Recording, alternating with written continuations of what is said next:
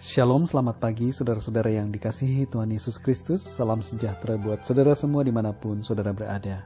Damai sejahtera dan sukacita Allah, sukacita oleh Roh Kudus kiranya senantiasa melimpah dalam hati dan kehidupan saudara semua. Pada hari ini kita akan merenungkan tentang 3 hal yang tanpanya kita tidak bisa hidup. Setiap orang dapat mempunyai suatu hal dalam hidupnya yang ia rasa penting. Ada yang merasa uang adalah segalanya. Tanpa uang ia akan menjadi tidak semangat, stres atau bingung. Ada yang merasa wifi atau koneksi internet adalah yang utama. Kalau tidak ada sambungan atau koneksi internet di gadgetnya, hidup terasa kurang dan tidak bahagia. Ada yang merasa pekerjaan adalah kebutuhan utamanya. Bahkan apabila tidak bekerja, maka hidupnya terasa berat untuk dijalani. Ada banyak hal yang memang dibutuhkan dalam hidup kita, dan itu tidaklah salah. Namun hari ini kita akan belajar tentang 3 hal yang paling penting dan mendasar yang kita perlukan dalam hidup kita. Kita akan membaca dalam 1 Korintus 13 ayat 13. Demikianlah tinggal ketiga hal ini, yaitu iman, pengharapan, dan kasih. Dan yang paling besar di antaranya ialah kasih. Ayat ini menyebutkan tentang iman, pengharapan, dan kasih.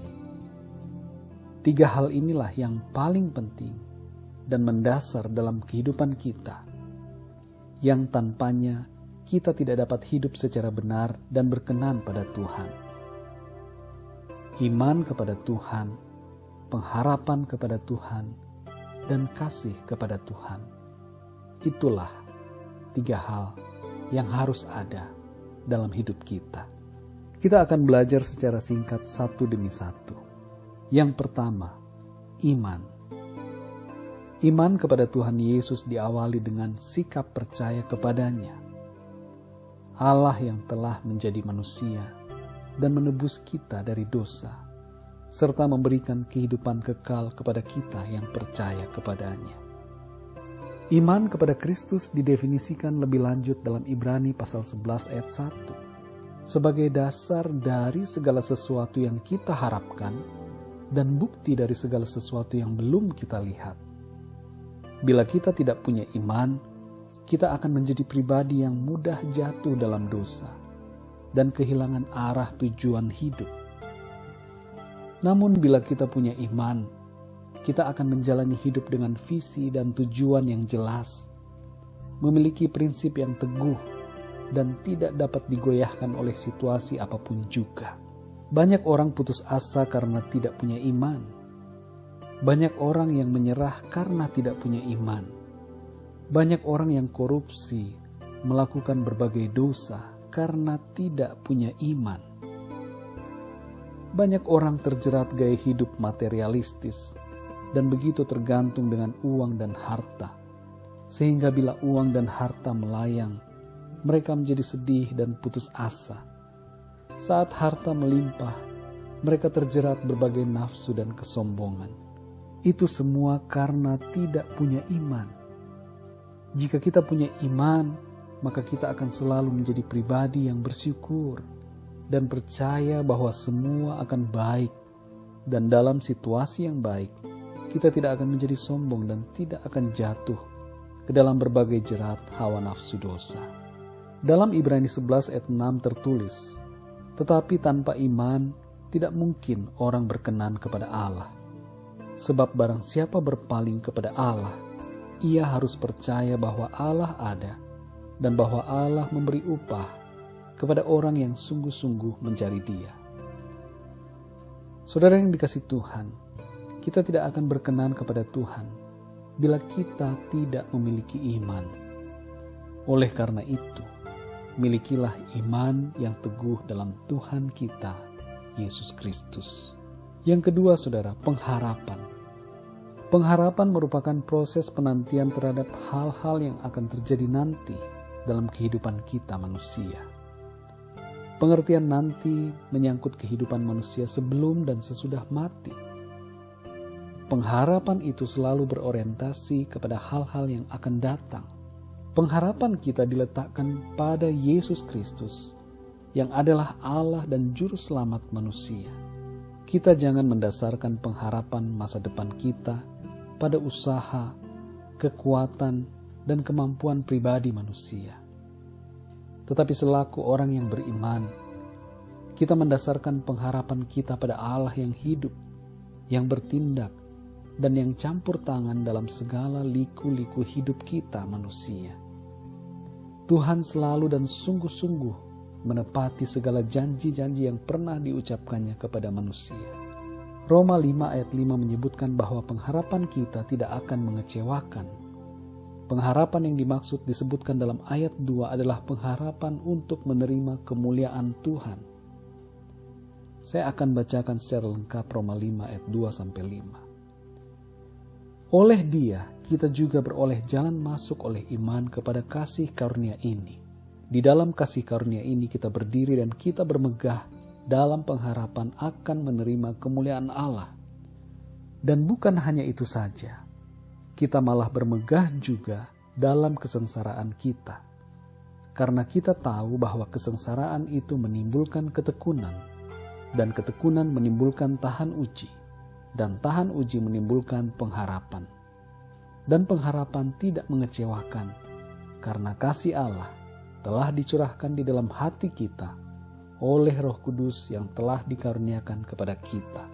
Situasi hidup boleh sulit, tapi kita yang beriman selalu memiliki pengharapan yang kuat, dan itu tidak akan mengecewakan.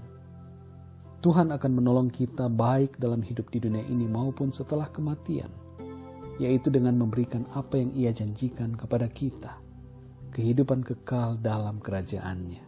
Saudara yang dikasihi Tuhan, jangan pernah putus harapan bila menghadapi persoalan, tantangan, kesulitan hidup. Sebab pengharapan kita dalam Tuhan Yesus tidak pernah sia-sia. Yang ketiga, kasih. Kasih kepada Tuhan diwujudkan dalam perbuatan kasih kepada sesama. Kasih merupakan salah satu hal yang penting dalam hidup kita. Dalam 1 Yohanes 4 ayat 8 tertulis, barang siapa tidak mengasihi, ia tidak mengenal Allah, sebab Allah adalah kasih.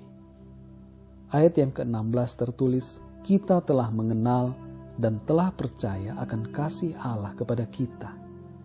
Allah adalah kasih, dan barang siapa tetap berada di dalam kasih, ia tetap berada di dalam Allah, dan Allah di dalam Dia. Tanpa kasih kita terpisah dari Allah, sebab Allah adalah kasih. Dalam menjalani kehidupan kita selalu membutuhkan kasih, dan kita pun hendaknya memiliki kasih itu dalam hati kita. Kasih kita adalah kasih kepada Tuhan Yesus Kristus, dan selanjutnya kasih itu kita pancarkan melalui sikap perbuatan kita pada orang lain. Ayat dalam 1 Yohanes 4 ayat 16 menyatakan betapa pentingnya kasih dalam hidup kita. Sebab bila tidak, maka kita tidak ada di dalam Tuhan, dan kita dikatakan tidak mengenal Tuhan. Apa jadinya bila kita tidak mengenalnya dan tidak tinggal di dalam Dia? Kita pasti akan binasa. Hidup dalam kasih merupakan salah satu hal yang penting bagi setiap orang yang percaya. Kasih akan membawa damai sejahtera dalam rumah tangga kita, keluarga kita, sesama saudara, dan juga dalam masyarakat. Ingatlah bahwa kasih kita adalah kasih kepada Tuhan Yesus. Mengasihi Tuhan berarti siap dan rela berkorban bagi Tuhan. Saudara yang dikasihi Tuhan, marilah kita hidup dalam iman, pengharapan, dan kasih. Tanpa ketiga hal ini, kita sesungguhnya sudah mati ketika kita hidup. Sebab tanpa iman kita tidak berkenan kepadanya. Tanpa pengharapan kita kehilangan semangat. Dan tanpa kasih kita tercampak keluar dari Tuhan. Mari kita bersyukur kepada Tuhan, sebab Dia mengaruniakan kepada kita iman, pengharapan, dan kasih itu. Bukan kita yang terlebih dahulu mengasihi Dia, tapi Allah yang terlebih dahulu mengasihi kita. Dia mengaruniakan kepada kita iman, dan Dia memberikan kepada kita jaminan dari pengharapan kita. Pengharapan kita tidak akan mengecewakan, sebab Tuhan Yesus yang menjamin semua. Tuhan Yesus akan menolong kita, asal kita selalu berserah kepada-Nya. Mari kita berdoa. Bapa di surga, terima kasih, kami mengucap syukur untuk kasih-Mu yang begitu besar dalam hidup kami. Terima kasih untuk firman-Mu di pagi hari ini, tentang 3 hal yang penting dalam hidup kami, yaitu iman, pengharapan, dan kasih. Tolong kami ya Tuhan, supaya sepanjang hidup kami di dunia ini, kami terus memiliki iman yang kokoh di dalam Engkau, dan pengharapan yang kuat kepadamu Tuhan Yesus, serta kasih yang sungguh kepadamu, yang diwujudkan dalam kehidupan kami secara pribadi setiap hari. Kepada orang-orang di sekeliling kami memancarkan kasih-Mu ya Tuhan. Terima kasih ya Tuhan. Ajar kami untuk selalu terpaut kepadamu. Engkaulah Tuhan, fokus hidup kami. Mata iman kami tertuju kepadamu. Mata rohani kami selalu fokus kepadamu Tuhan, Juru Selamat kami. Terima kasih ya Bapa. Pimpin kami Roh Kudus, untuk kami terus bertumbuh dalam pemahaman dan pengenalan yang semakin dalam kepadamu. Terima kasih Bapa, berkati kami sepanjang hari ini dan hari-hari selanjutnya. Penyertaan Tuhan atas kami semua. Dalam berkat nama Tuhan Yesus Kristus kami sudah berdoa. Dalam berkat nama Tuhan Yesus Kristus kami sudah berdoa dan mengucap syukur. Haleluya. Amin. Puji Tuhan, saudara yang dikasihi Tuhan. Tuhan Yesus memberkati saudara semua. Selamat hari Minggu. Selamat melayani Tuhan. Selamat beribadah.